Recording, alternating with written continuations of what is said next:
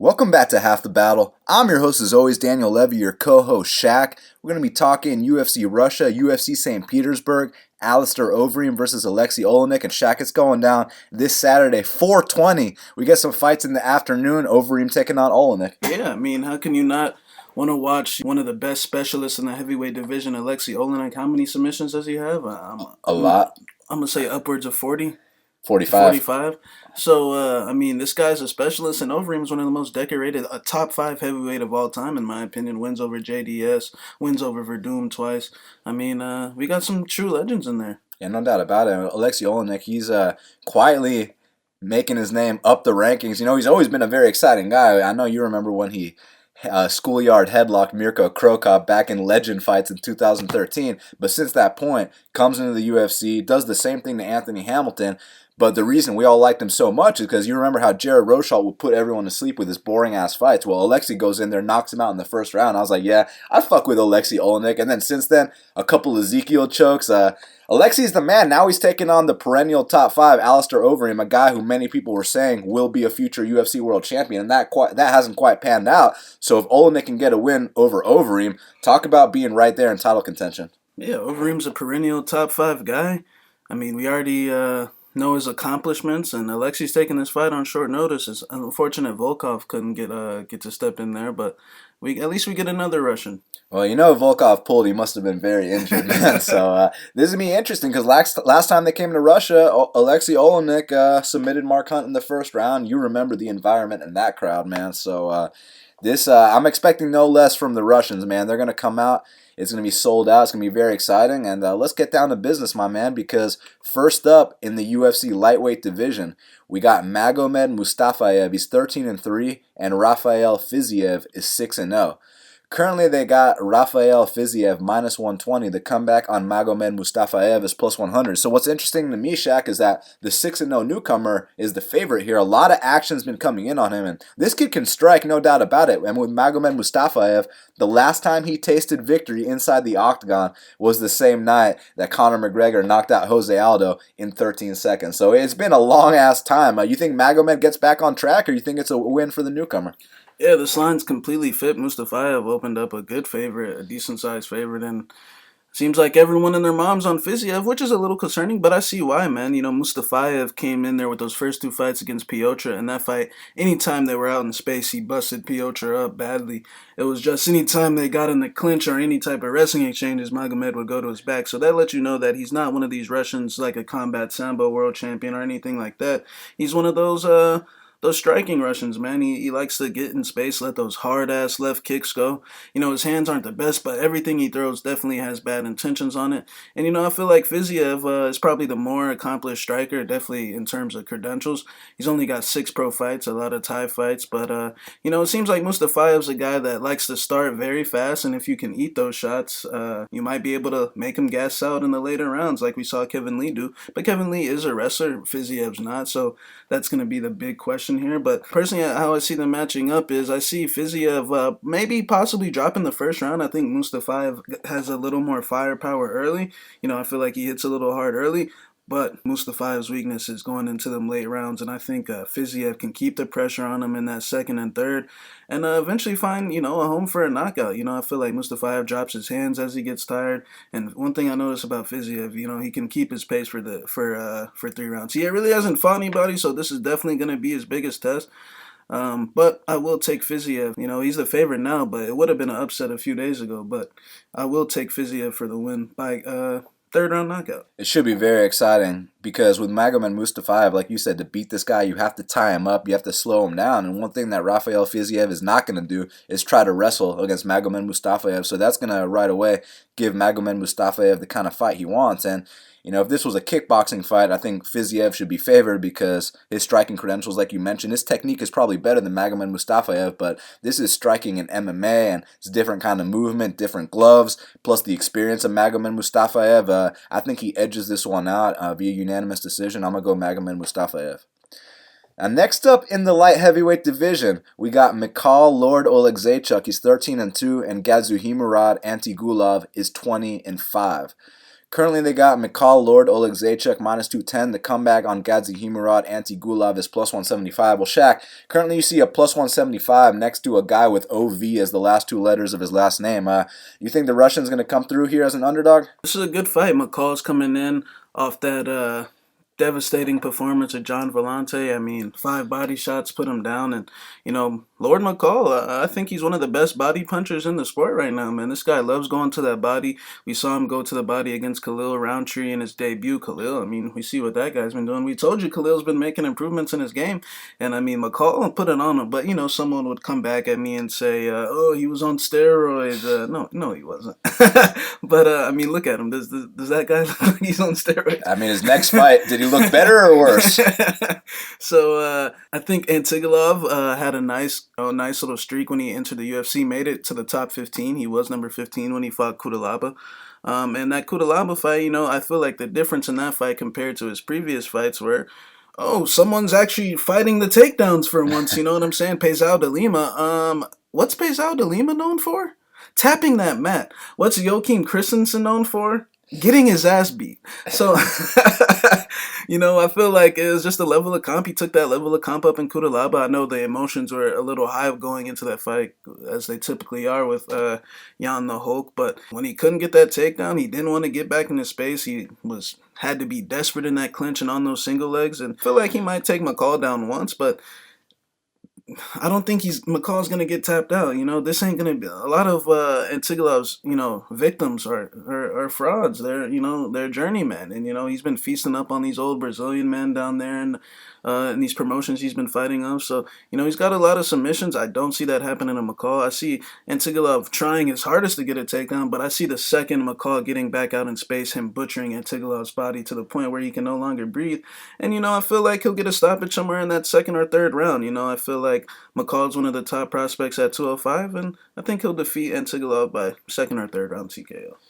Yeah, I think people don't understand the extent of how legit Michal Oleksiejczuk is because, they'll do the whole, he was on steroids for the Khalil fight. It's like, listen, just like we talked about with Ortega, these 23, 24-year-old kids taking steroids, yeah, it's not a good look, and I wouldn't, tell my kids to look up to him, but as far as performance is concerned, this ain't like a 38-year-old coming off a USADA suspension. Like, this kid, Michal Oleksiejczuk, if you think he's diminished, you might have another thing coming when he stops your guy in the first round, but as far as Gadzhimurad Antigulov, he's first-round sub or bust. He cannot push that pace for all 3 rounds, and that's just the bottom line. So if he can't come out here and get Michal out in the first round, shit's going to be over because he pushes way too hard to be able to maintain that for 3 rounds. He's so hell-bent on getting that takedown. His stand-up obviously ain't the best. One big overhand right at a time. He'll close his eyes, then go right to the entry. He's very explosive on the mat, man. I mean, obviously the guy knows what the hell he's doing on the mat. It's just that this is MMA, and a guy like Michal is not going to freak out like Peizao de Lima.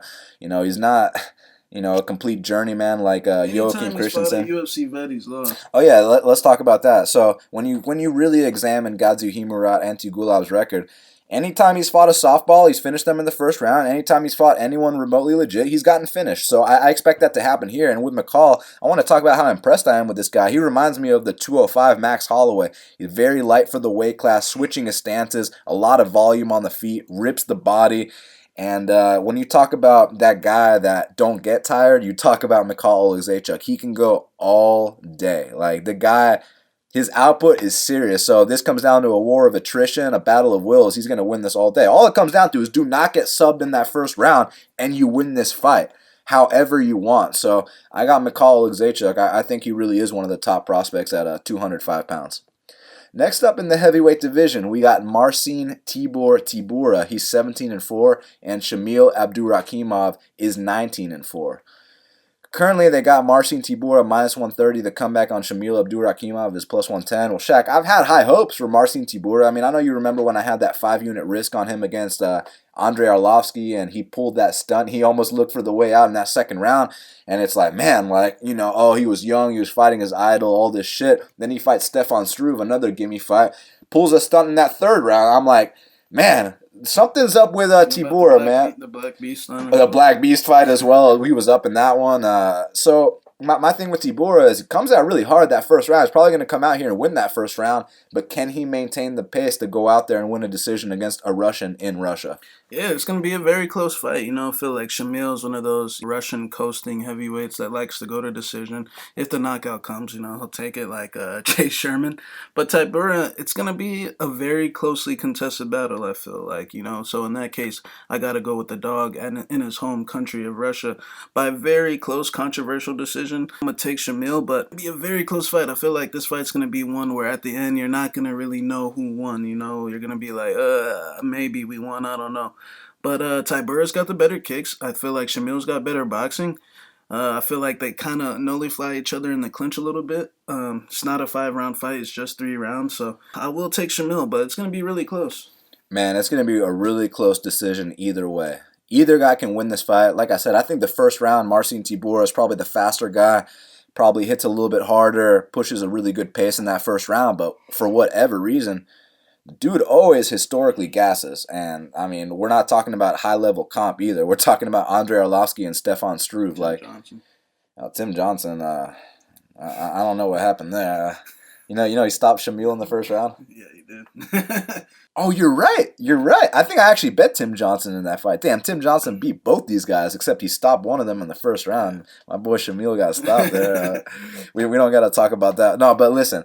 First round, I think Marcin Tybura comes out there and wins that first round. But, man, for whatever reason, he can't push that pace all 3. Even though he has won a couple decisions, he seems to slow down badly. It's just guys like Andre, who are 2-10 in his last 12 fights, guys like Struve, who's retired for a reason, they're not able to capitalize. But I think a guy like Shamil, he might, but not necessarily in the sense to get him out of there, because Shamil doesn't really have that urgency, but just to outpoint him slightly in the second and third. So I'll go with Shamil via a very close decision, but it won't surprise me if this fight goes either way. Now, next up in the lightweight division, we got Alexander Yakovlev. He's 24-9, and Alex Leko da Silva is 20-1.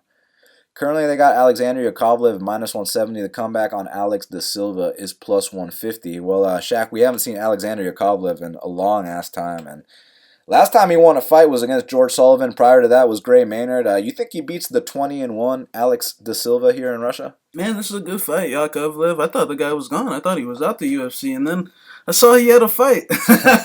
So he's making that drop to 55, where I wouldn't say his best performance, but one of his 2 wins came at 55 against the ghost of Gray Maynard. He won that fight 30-27 on 2 cards, 28 on 1, and he took Gray down. I mean, he dropped him, if you can't drop Gray. And then his next fight against George Sullivan, who we seen guys like Mickey Gall go out there and finish in under a minute. When you fight Sullivan, that means you're supposed to have your showcase fight, So it's really, his 2 wins ain't shit. And I feel like I classify Yakovlev as one of these guys where, yeah, he's got very good wrestling, he's got good clinching.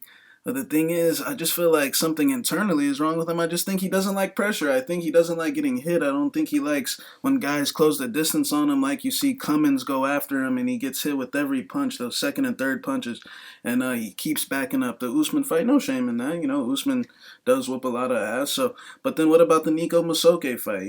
Damian Maia, no shame in that one. But I feel like Yakovlev's biggest problem is he doesn't like pressure. And now with this layoff coming off, how long is it? 2.5 years. 2.5 years, and he's dropping back down to 155. And how old is he now? 35. 35 years old. I think he's gonna have a rough weight cut. That's just a guess. It's not facts, but I think he's gonna have a rough weight cut. Now we got Alex da Silva, who used to be a former featherweight. And at featherweight, he was on quite the streak there for a while, man. Yeah, some of his competition might have not been the best, but he did make a step of, going to Europe and fighting in promotions like Brave and some of these Serbian promotions. And he did his thing, man. He fought tough guys. I think Alex da Silva does have a very good pressuring style. I think he's got very hard kicks. I think he's got better boxing than Yakovlev. I feel like Yakovlev, of course, might be able to land a couple straights here and there. He is Russian. He's 6'3". He is 6'3". Of course, he's going to land a punch. But I think the difference between the two is just the pressure, the tenacity, the ferociousness of da Silva, especially up a weight class. His last 2 fights have been at 155. It was a good move for him. He's kicking harder. He's just a lot more ferocious than he was at 145. he has been taken down in the past, but man, kid's got a good bottom game, get up game. He's got a rubber guard. He's got get up. So I think he's gonna be fine here. I don't think Yakovlev can hold guys on the ground for 15 minutes. It's something that he hasn't done in the UFC. But I understand he's way more experienced. He does have the wins over Daly. He's got a couple wins out there. But I got Alex de Silva in an upset. I'm gonna say by third round knockout. Yeah, I mean, Alexander Yakovlev, I think his rap career is more impressive than his MMA career, man, because... But to everyone listening, I want you guys to comment in the comment section. Who do you think's a better rapper? Tyron Woodley, the former UFC champion, or Alexander Yakovlev, a.k.a. Bad Boy? In the UFC, like, the dude literally lands under 2 strikes per minute. He lands under 2 takedowns per 15 minutes. So, in other words, unless Alex de Silva just stares at him... Alexander Yakovlev is losing this fight, man. He can't hold anyone down, and he can't outstrike shit. So how exactly is Alex de Silva going to lose this fight? Unless Alex pulls a serious stunt and gets laid on by a guy who's never laid on shit since 2013. So...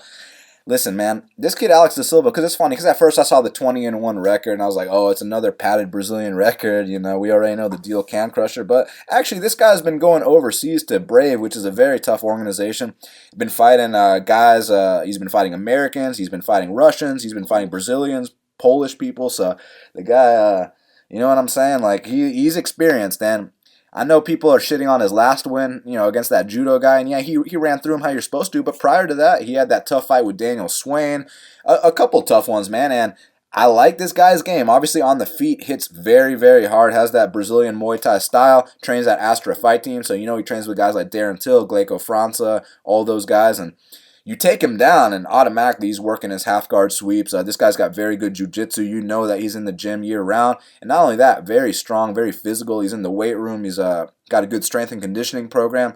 I'm very sold on this kid, Alex de Silva. Not to mention, he's only 23 years old. He's just a kid. That means that every single time we see him, he's going to be making big improvements. And he's already coming into the UFC with 21 pro fights under his belt. And he's taking on this guy, Alexander, who I respect. But let's be honest, Alex is showing up for a paycheck. Alex don't have no title aspirations. Alex ain't about to, you know, have a couple more fights this year. Like, he's just 30.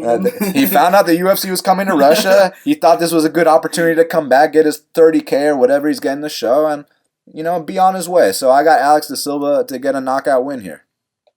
Next up in the welterweight division, we got Sultan Aliev. He's 14-3, and Keita Nakamura is 34-9.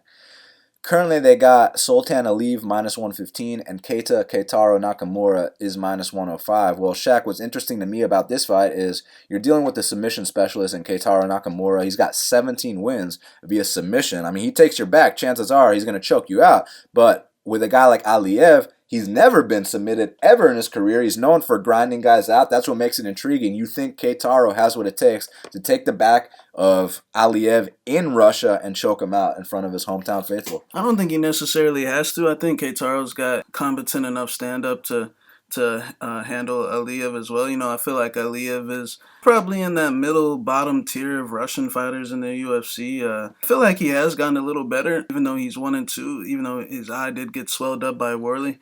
I feel like his boxing got a little better. He has been training at ATT, so the improvements are bound to happen, I guess. But I feel like this fight definitely could be very close, and a lot of Keita's fights go to split decision. The Tuari fight, the Morano fight, the Breeze fight should have been a split. Breeze fight was close. Oleksiejczuk fight was close. I mean, all his fights for the most part come down to the wire.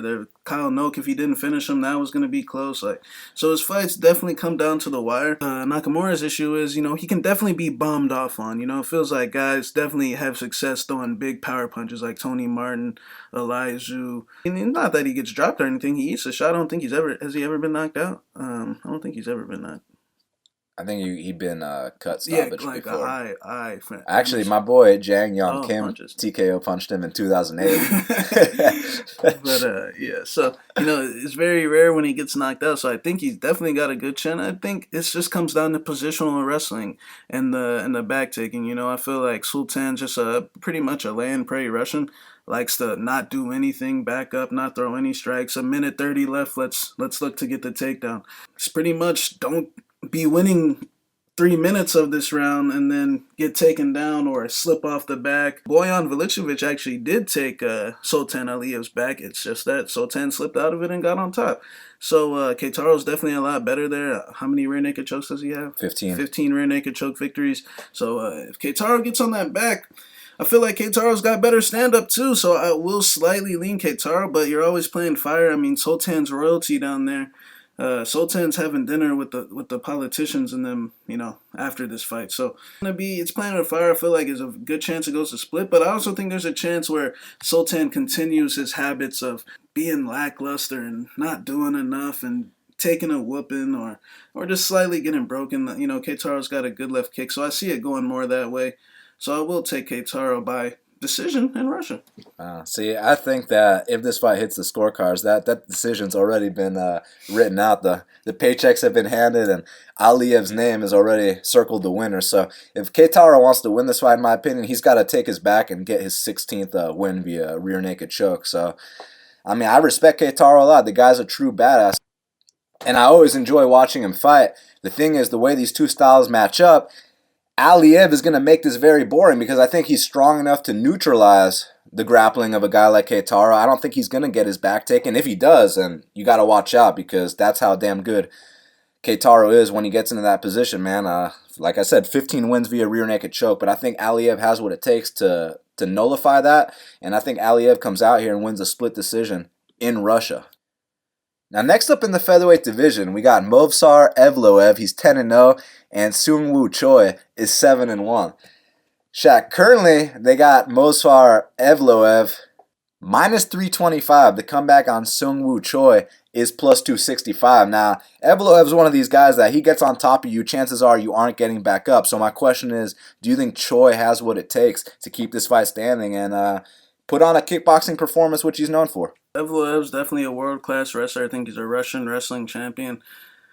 And Choi's never faced this type of grappling before. I don't want to compare Movsar to one of those Russians where he gets on your legs. You're definitely hitting that mat, and he can scramble with the best of them as well. It looks like Choi's got some good Muay Thai. He's very young, and from his KO loss, he's definitely gotten a lot better. He's very long. He's got good Muay Thai, but he's more of the disciplined Muay Thai guy. Not really. He's got some stoppages, but in the lead up to that, he's very cautious, safe, just jab, low kick. But that works, man. Do your thing. I compare him a little bit to the kid that fought Peter. He seems like he's got good spirit. So definitely got Movsar to win this fight as long as he grabs a leg and to work and take this guy down. He's never faced grappling on this level. So I will go with Movsar for a unanimous decision victory. Yeah, I got to go with Evloev as well, man, because similar to Khabib, when this guy gets on top of you, you're not getting back up, and he's very unassuming looking, and, on the feet, he's not necessarily the best, but he's got so much confidence in his grappling ability and his pressure and just in himself as a winner that he'll walk guys down. He doesn't care what credentials you have, if you're better than him here or allegedly you have an edge there.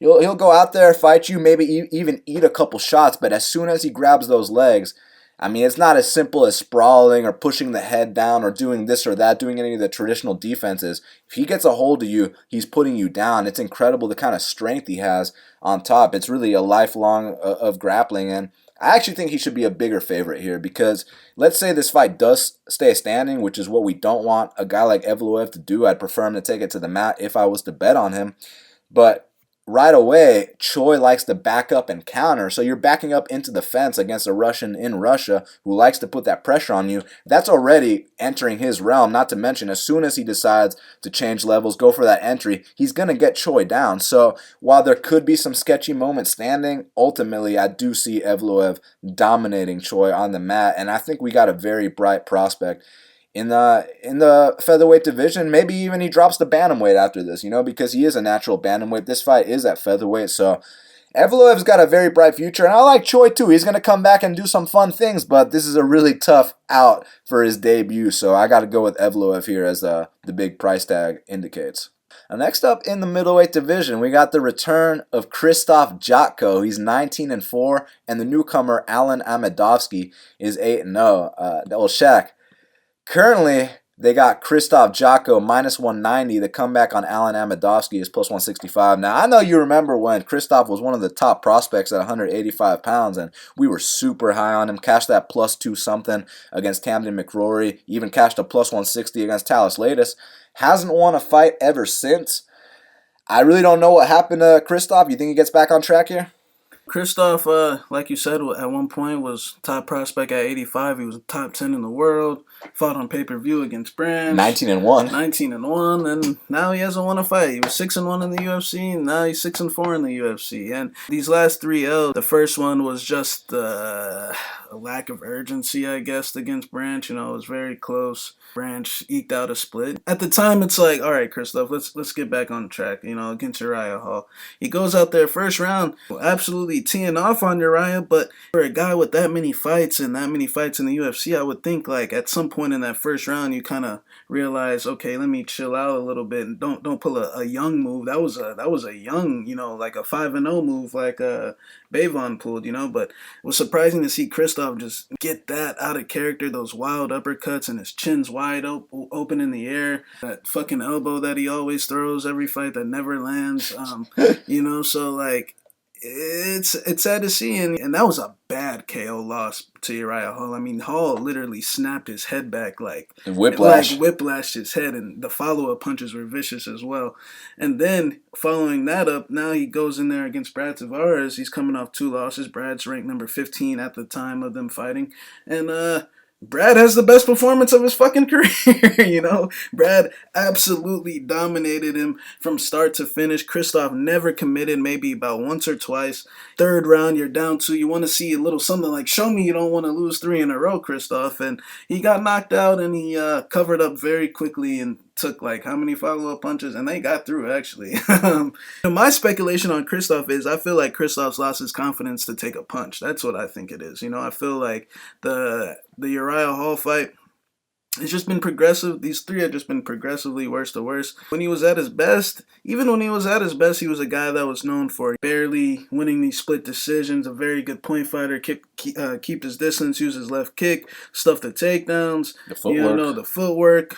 But it seems like he's kind of abandoned that left kick a little bit. It seems like he just doesn't have that fire, that confidence, that swagger that he once had, and it happens, man. Jason Knight at one point was on top of the UFC world, or not on top of the UFC world, but he was about to fight Lamas.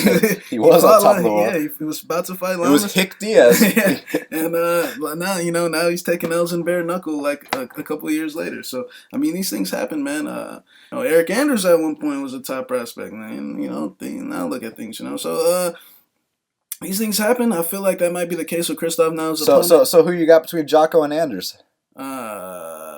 Man, that's a split decision, but as far as his opponent Amedovski, man, I see a lot of people saying Jotko's going to be able to get the takedowns here, and I feel like I'm not convinced about that at all, because I mean, look, yeah, he took down Talis Latis, a good black belt, but we know Talis. For historically, you know what happens when Talis gets tired. He'll start flopping to that back. He'll start going for sacrifice throws and things like that. Speaking of sacrifice throws, you remember that sacrifice throw Krzysztof tried against Brad Jotko just tried a sacrifice throw his last fight. Young Krzysztof Jotko tried one of those his last fight. So, but yeah, Amedovski's got power in his hands. He's definitely doesn't have the experience level that Jotko has, not even close. But as a dog coming into this spot where Jotko, the pressure's still on Jotko. Generally with 3 losses, it's like, all right, the pressure's off. You're probably an underdog in the spot. They've probably all given up on you, but he's still favored to win almost 2-1. So I'll go with Amedovski here. Of course, I don't know fully 100% everything about Amedovski, but from what I've seen, it seems like he's got power in his hands. And like I said, I got a suspicion Krzysztof can't take a punch anymore. And then I don't see Krzysztof wrestling him. And if he does try that and it's unsuccessful, that'll just slowly start to break him, and then you'll start seeing him go for more sacrifice throws and upwards elbows and shit like that. And when you start seeing that, just go ahead and start celebrating, because Amedovski's going to win this fight. So I'm going to go with Amedovski as a plus 165 underdog to beat the perennial top 15 guy, Krzysztof Jotko. Man, I remember how high I was on Krzysztof Jotko a couple years back, man. I thought that he was, the dark horse of 185, and I liked him because he'd win these close split decisions and then do his little break dance afterwards. And then he stepped up in competition and he got exposed, you know what I mean? Even that fight with Talas Latest, some of the things he was doing, I was like, Krzysztof, relax, you know what I mean? I was like, holy shit. It was just a matter of, Talas Latest gasses out after that first round. He's a 40-year-old Brazilian. You know the deal there, but since that point, man, you saw that fight with Dave Branch, and some people still have these high opinions of Dave Branch, which you and I have never had, but you know what I'm saying? Dave Branch, they pin each other up against the fence for 15 minutes. Even if they give Krzysztof that win, I'm still thinking like, Krzysztof, what kind of performance was that, man? For like the standard, the regard I held him in.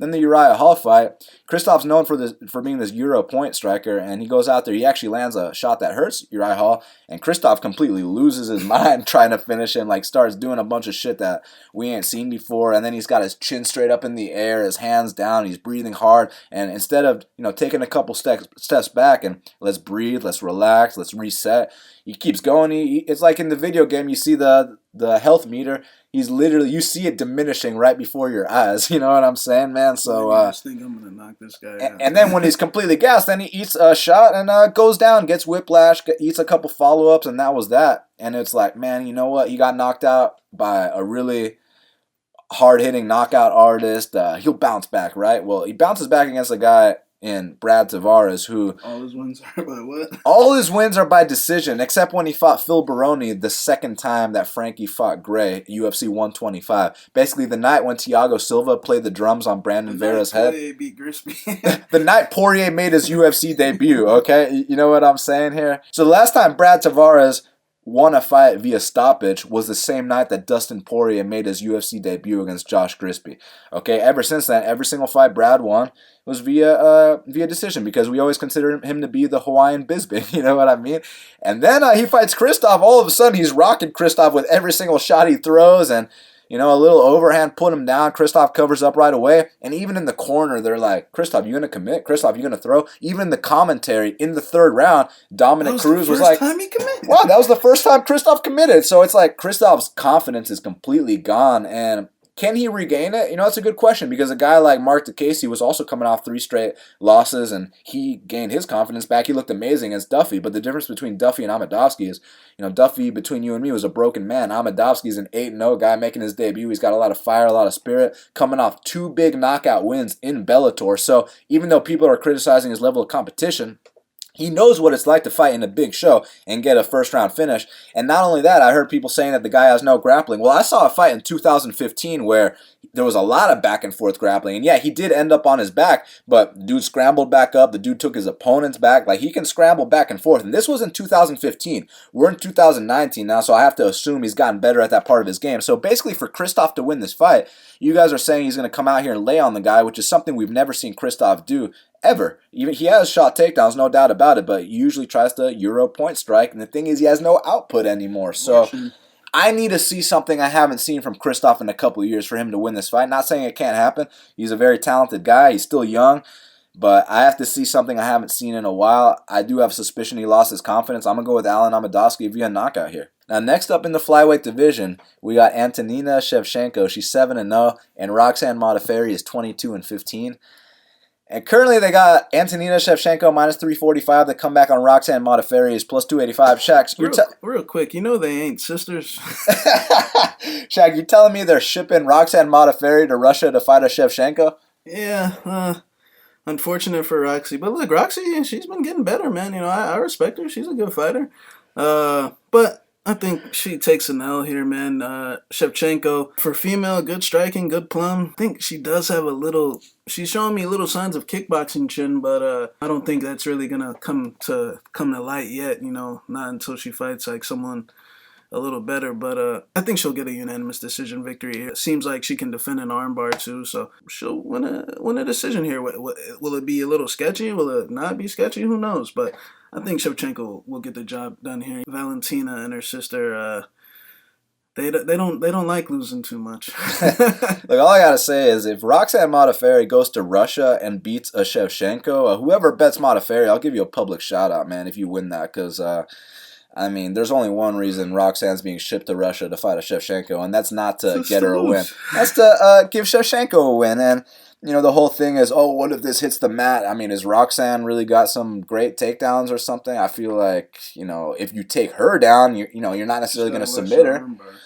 Yeah, so, I mean, look, as long as Antonina doesn't do something stupid, she wins this fight pretty easily. And, even if she does do something stupid, I'm not convinced she loses either. You know what I mean? She'll still probably win. So, don't give up your back or something like that. Even if you do, I'm not convinced she loses. So, I got Antonina via decision, maybe even a third-round TKO. Roxanne Modafferi has been slammed KO'd before. Yeah. By Sarah Kaufman back in Strikeforce. I'll never forget that night. I got Antonina Shevchenko here. She got slam KO'd on top, too. She's been slam KO'd twice. Now, next up in the light heavyweight division, we got Ivan Shturkov. He's 16-0, and Devin Clark is 9-3. Currently, they got Ivan Shturkov minus 175. The comeback on Devin Clark is plus 155. Shaq, I see a lot of action coming in on Devin Clark against the undefeated Russian in Russia. Do you side with the UFC experience of Devin Clark in this spot? It's a good fight. Shaturov, very experienced coming into his debut. I feel like one could make even though with Devin Clark's UFC experience, 100%, definitely has the UFC fights, 3 UFC victories. You can make an argument Shaturov's fought better guys, man. The guy's been out there fighting heavyweights. I know Bigfoot Silva hasn't won a fight in God knows how long, but at least he's been in there with a Bigfoot Silva before. When he was 7-0. When he was outweighed by 50 pounds. A lot of his heavyweight fights, man, Shaturov showing up 230, fighting these big 6'6" giants, and he's winning for the most part. He's never lost. He went to a draw with a really big Brazilian. What was his name? Geronimo. Yeah, Geronimo. That motherfucker was huge. I feel like Shaturov is very, very experienced coming in for his UFC debut. Clark, on the other hand, I feel like it's been the same thing in these 6 fights. Clark's a guy where he likes to come out real strong with a big overhand and a double leg. And if he can get it right away, then most likely these guys that he's been fighting, the Jake Colliers, Josh Stansbury, and Rodriguez, who all 3 at the time, the first 2, my goodness, those guys are just unathletic. And you heard Mike Rodriguez's interview saying he didn't even have a strength and conditioning program. Yeah, so Rodriguez is just very green, and Rodriguez would fuck him up anytime they were out in space, except a couple little moments here. But I just feel like it was more due to greenness. Now he's fighting an 18-0 Russian brick house. And let's see how Clark does. I feel like Clark's a guy where every punching exchange, he is a big liability with that chin he's got. We're talking about a guy that got at 185s. Granted, it was at 185s. He got clipped behind the ear against Alex fucking Nicholson. And then, he got a couple wins against the cans, Stansbury and Collier. And then when he fought Jan Blachowicz, some of the shit he was doing there, those exchanges, he gets away with it a lot, but Blachowicz embarrassed him. When he throws these punches, he's falling all the way over to the point where he leaves himself open for a choke, and that's happened more than once. It's just Blachowicz was the only one that capitalized on it. And then, his fight with Ratchik, I feel like people are putting too much stock into his performance against Ratchik. Firstly, who the fuck has Alexander Ratchik beaten? And fucking Devin Clark, he definitely caught him with that big left hook and dropped Ratchik, but Ratchik was fighting with his hands down.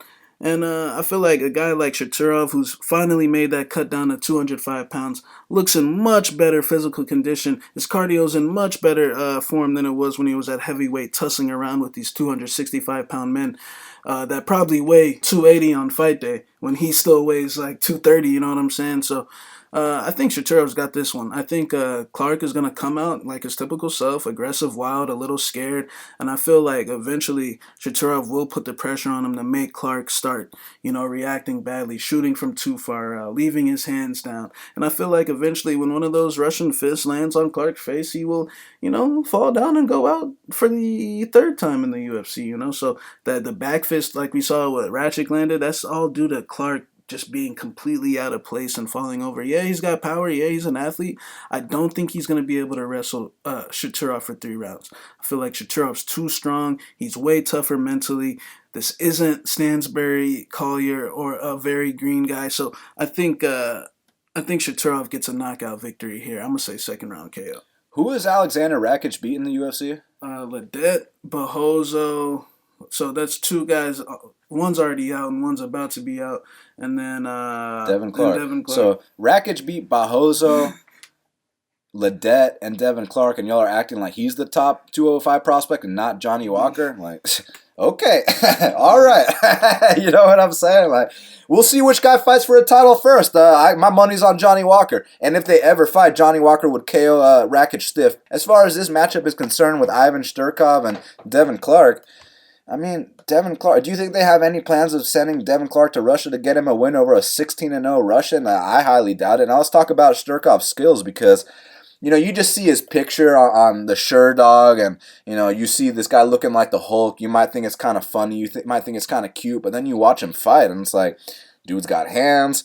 Dude's very technical. Jabs to the body, jabs up top, throws big hooks. And when it comes to the grappling, the dude's grappling is fucking serious. I mean, if he was American, he would be a D1 wrestler, but he's Russian. He's a fucking Russian national champ or master of Sambo. Like, whatever his credentials are, the dude is D1 level in his grappling. So what I'm trying to say by that is, when Clark goes out there and barely gets these wins over guys like Josh Stansbury and Mike Rodriguez and, who was the other guy he beat? Collier. And Jay Collier, when he barely gets by these guys, those guys aren't known for their wrestling. Those guys aren't known for their grappling. Those guys aren't forces to be reckoned with. Mike Rodriguez, after the Devin Clark fight, he realized, oh, maybe I need to take this seriously. Maybe I need to get a strength and conditioning program. Whereas you're looking at a guy in Ivan Shturkov, he's 16-0. When he was 7-0, he was already fighting UFC vets. Up a weight class, too. He goes in there against Bigfoot Silva, and I know people are going to be like, oh, why didn't he knock him out? Well, first of all, he knocked him out in the second round. I have no idea what was going on with that ref in that fight. He knocks him out in the second round, knocks him through the ropes, and then they let Bigfoot Silva get in the center of the octagon. They make him start over. It's like, dude, I already knocked the guy out. Like, what's going on here? But what I'm trying to get at, more importantly than that, is that he's going out there with like a 40-pound weight disadvantage, and he's handling these guys much bigger than him who have way more experience than him.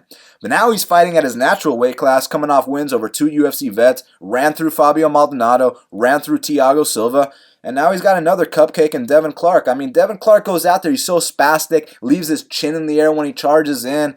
I mean, it's just some of the ugliest shit you've ever seen. So I either see Ivan capitalizing on Devin's chin in the air when he charges in with a big counter. I can see Ivan taking him down in wrestling. I can see a submission, a ground and pound, TKO, cut stoppage, corner stoppage, decision. I see Ivan Shturkov winning this fight however he wants. The thing is, people are talking about how, oh, he's a gasser and this and that. Yeah, when he was fighting a 300-pound man, and you're moving around that kind of weight, of course you're going to gas a little bit, but let's talk about his gas state. It's not like he was gassed and then he started covering up, eating all these big shots, and then he's getting taken down at will. What I saw was a guy who pushed through his fatigue state. He's so mentally tough that even when he is as tired as he was in that third round versus the 300-pound man, he still pushed through, man, and he still went to a draw, man. Like, the dude is tough as fuck, whereas Devin Clark, when you get him in that fatigue state, he'll start running into soft backhands and get knocked out by 85ers and do the whole bit. So I got Ivan Shturkov here via domination. Now, next up in the heavyweight division, we got Sergey Pavlovich. He's 12-1, and Marcelo Golm is 6-2. Currently, they got Sergey Pavlovich minus 250. The comeback on Marcelo Golm is plus 210. Well, Shaq, I got to say right off the bat, I have not been that impressed with Sergey Pavlovich, because in that UFC debut versus Overeem, I actually picked Overeem, and on the show, I was talking about how, Sergey doesn't really have that great wrestling, even though people were telling me, oh, he's this Russian wrestling champ and this and that, and then it's Overeem that goes out there, takes him down in the first round and pounds him out. So, yeah, he might have some wrestling credentials, but it sure as fuck ain't no Khabib, it ain't no Ivan Shturkov, like, it ain't none of these guys. I think it's a little bit lower level than people are trying to make it out to seem. That being said, he's taking on Marcelo Golm, who's very inexperienced, but Marcelo Golm has shown some glimpses here and there. He's a hard hitter. He can get guys out that first round, but the 2 times he got extended, he kind of did gas and break a little bit. So my question is, do you think Sergey Pavlovich can get him to that second, third round, extend him, and go out there and win a decision in Russia?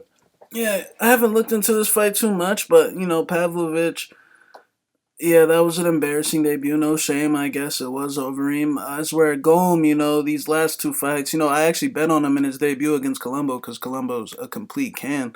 But these last 2 fights against Tim Johnson and Bueller, he fought 2 tough wrestlers that are kind of gritty and got decent cardio. Prior to the Colombo fight, he never fought a guy with a win on his record. He fought a bunch of 0-0, 0-1 guys. So I mean, this is a product of him not fighting anyone. This is a product of being super inexperienced, and it's been showing in these late rounds. So he's still at the same team. He's at ATT. Who knows? Eventually, with these experiences, he might go on to get a little better. So the line could be off, but I'll just pick Pavlovich. I'll just pick Pavlovich. Yeah, I mean, I don't have a very confident pick on this because while Sergey Pavlovich is the more experienced guy, man, just skill-wise, I see it as being a very close fight. And while I can't sit here and say I'm picking Marcelo Golm confidently, I do kind of feel like -2.5 is a little bit off, and this fight should be lined a little bit closer. So for that reason, I'm going to go with Golm. It should be lined a little bit closer here.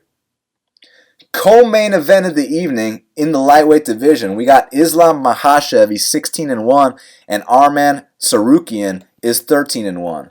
Currently, they got Islam Makhachev -300. The comeback on Arman Tsarukyan is +250. Well, talk about a UFC debut. Not only is this your UFC debut, it's your UFC debut in Russia versus Islam Makhachev in the co-main event. Like, you think Tsarukyan can rise to the occasion? Oh boy, Islam shouldn't have hopped over that cage. Actually, he should have hopped over that cage. He should have done more. He should have hopped over that cage, actually. But, he's going to be fighting on that Euro scene now. He was top 15 before all that went down. He's been and now his visa has been revoked. Now his visa is fucked. So now he's going to be on that Euro scene like Tyson Moff, fighting once every couple of years. He'll be fine. Khabib will... my boy Tyson Moff popped? Are you serious? Yeah, but it was allegedly, it was a 6-month suspension because he's got very good management and lawyers, He's got does he have rooms? It was a tainted supplement. Yeah, but Arman, what's his last name? Tsarukyan. Guy's no slouch. I feel like he could possibly drop down to 45 later on. I feel like, he's going to have a bright UFC career. I think he's going to get a lot of wins. He's got a nice left high kick. He's got good wrestling. Guy's well-rounded. It's just that he's fighting Islam, who's that's all it really is. He's fighting Islam in St. Petersburg. Not to mention, Abdul Manap is coming out of... not hiding, but he's coming to corner Islam in Russia. Like, I don't know if you guys understand how fucking important that is to them. The decision's been written, that's what you're saying. Like, Khabib's father, Khabib, Javier, they will be with Islam. I don't want to say they run the country, but all they have to do is give the commission one look. 30-27, right? So this fight could be close. I feel like... Tsarukyan's got skill. I don't want to say, but I feel like Islam's going to fight him completely different. I feel like Islam's going to be... I feel like when they get in there, it's going to kind of be a vibe of Islam, do not lose to this guy at all. Playing it safe, He's 100%. Play it 100% safe, hug his legs, get him down to that mat, and let's make him feel what it's like to be in the UFC. So I feel like that's how the fight's going to go. So I will pick Islam by a 30-27 decision, but I like Arman's future. He's no slouch. Yeah, I like this kid, Arman Tsarukyan, a lot. He's got a very bright future. I think he could even drop to 145 pounds. I think he's going to give a lot of guys problems. His wrestling is on point. His striking is on point. The guy comes to fight. He's got that winner's mentality. I cannot say enough good things about Arman Tsarukyan. The issue here is, it's not like you're making your UFC debut against, Alex White or some shit. You're fighting Islam Makhachev in a co-main event in Russia. And let's just say that if this fight is close, they're going to give the Russian the decision over the Armenian, right? Yeah. You know what I'm saying? But listen, the kid has a very bright future. I wish him the best. It's just that Islam Makhachev has paid his dues inside the octagon. And not only that, I feel like Islam's like a bigger, stronger version of Arman Tsarukyan. I feel like he does what Tsarukyan does, but just a little bit better. So for that reason, I'm going to go with Islam via decision as well. Welcome this kid into the UFC. He's got a bright future. Main event of the evening, heavyweight division. Alistair Overeem is 44-17, and Oleinik is 57-11. Currently, they got Alistair Overeem -260. The comeback on Oleinik is +220. Well, Shaq, I think we know the deal here. Alistair Overeem is better everywhere. The question is he going to fight perfectly and not get caught, which has historically plagued him throughout his career, man. Obviously, his chin is one of the most suspect chins in the history of the sport. So you think he can avoid getting knocked out by the Ezekiel Chokemaster? Yeah, the Ezekiel Chokemaster stand-up isn't the best. He's very ugly, but he's got power. And at heavyweight, anything can happen. Personally, you can't trust a guy like Overeem at a line like that. So it is a dog or pass from a betting perspective. I could see anything happening. So I will say there might be some value on Oleinik just because Overeem, one shot on that chin, you're back in this fight like that. You could be losing. Overeem's known for whipping guys up. You know what I'm saying, and then getting caught and then losing Travis the Brown, fight. Bigfoot. Rothwell, like he's known for whooping guys up and then him Stipe. losing. Yeah, Stipe. So like that's what he does. So Lexi can take a beating. This might be a tailor-made fight. So I definitely think there is value on Oleinik, but I will pick Overeem just because some of those things Alexi does, I just don't see how he's gonna get away with it unless Overeem does it again, which he probably will. So I feel like from a betting perspective, it's Alexi or pass 100%.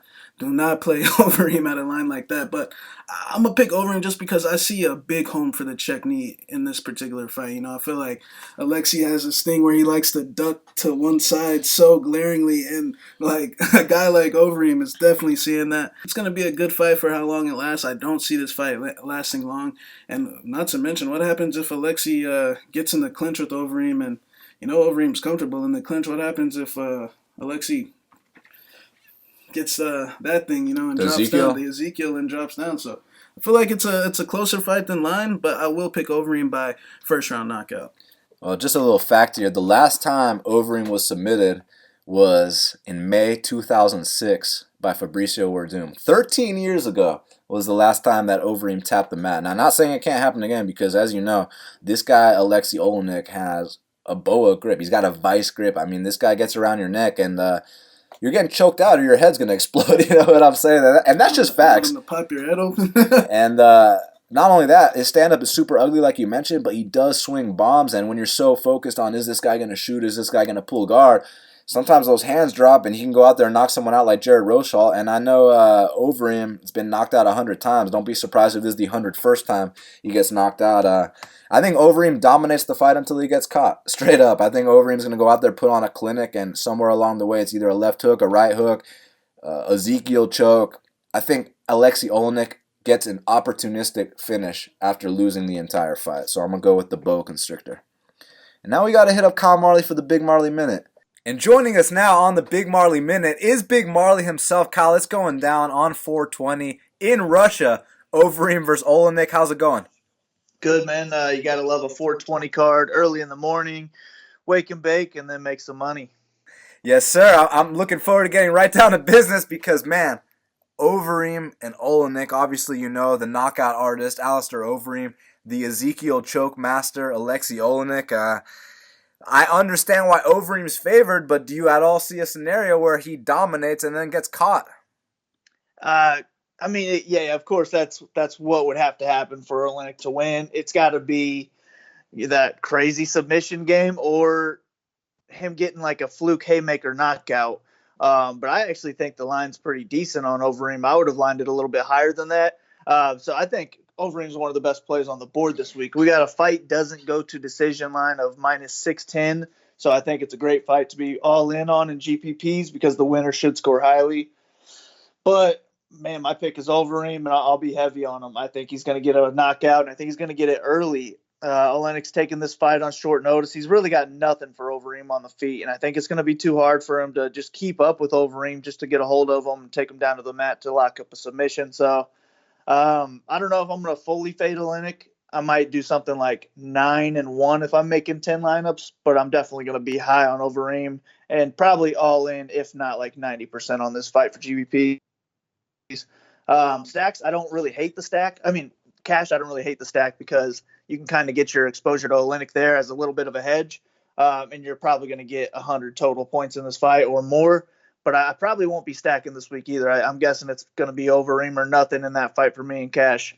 So, yeah, I'm thinking first-round knockout Overeem and over 100 DK points. So Islam Makhachev is welcoming the newcomer Arman Tsarukyan to the UFC, and seems like a lot of people are taking Tsarukyan as a pretty trendy underdog pick. Do you agree? I mean, or do you think it's a big step up in competition?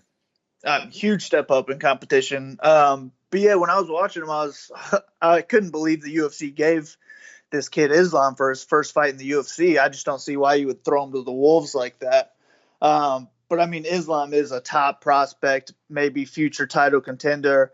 And I just have to pick him here. I think he's just going to be relentless with that top game, and that's kind of what we want in DraftKings. I mean, he's going to be going for takedowns a lot in this fight. I don't see him having a big edge on the feet, so why not play it safe and go for takedowns throughout the whole fight? And if he's going to do that, maybe he could pay off that $9,400 price tag. But I think there's going to be a lot of finishes on this card, so I don't know if I'm going to be able to pay up for him in a whole lot of lineups. I'll definitely have some exposure, and he is my pick, but I could see this being a fight I'm not really heavy on. But Islam's a pick, and I think he probably gets it done by 30-27 decision. So back up to the heavyweight division, Pavlovich and Golem are about to throw down, and I understand why Pavlovich is favored, but I kind of thought that minus 250 or even 9,200 on DraftKings was a bit of an exaggeration. Do you agree with that? Yeah, I thought the line was a bit wide as well. These are two big guys who really only takes one punch for either of them to get knocked out, and Pavlovich was just knocked out by Reem, so maybe it could be two in a row for him here. So I actually like the underdog more in this fight because if Golem wins, I think it's going to be a lot of points. I think this is probably not going to go all 3 rounds. I'm guessing one of these guys is going to get knocked out. So they both have a good chance of paying off that salary, but Golem at 7,000 is going to be hard for him not to end up on the winning lineup if he goes out there and gets a first-round knockout. So give me the underdog here, but another great fight to target in GPPs because I think it's going to be a high-scoring fight for the winner. Another fight where there's a popular underdog is Ivan Turkov versus Devin Clark. A lot of people are saying that it's a dog or pass situation. I kind of think it's a favorite or pass situation. I need to know Kyle Marley's input on this one. Yeah, it's kind of, I'm not exactly sure what to think about this one. I think Ivan is probably the better fighter all around, except for maybe wrestling, but he's going to be the stronger fighter, so I don't think Clark is going to have a whole lot of success with his wrestling game.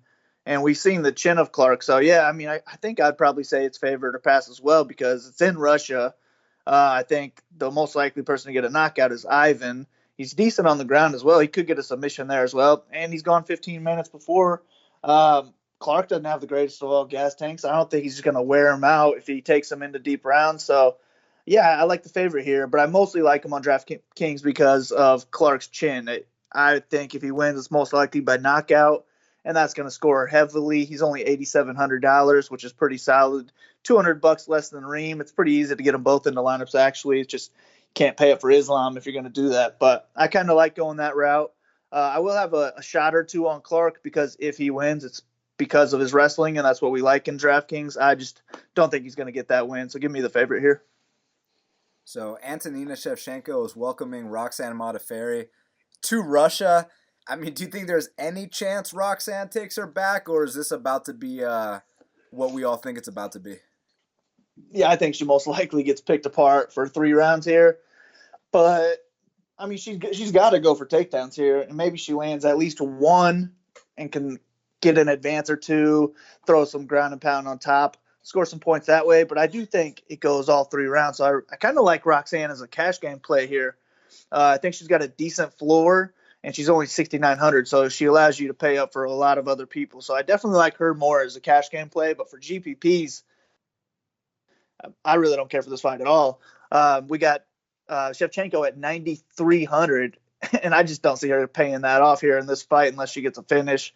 And I don't want to rely on her getting a finish. So this is kind of a fade fight for me in GPPs, and I like Roxy just to save money in cash, and I'll take that loss if she can put up 30 points in a loss. I'm cool with that. And last but not least, the return of Krzysztof Jotko. He's taking on the newcomer Alen Amedovski.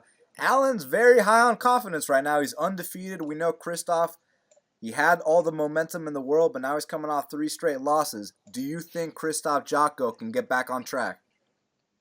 Yeah, I think he can. I do think he's the better fighter here, but the worry is him getting knocked out. He's coming off a couple of knockouts. Losing 3 straight, he probably loses his job if he gets a loss here.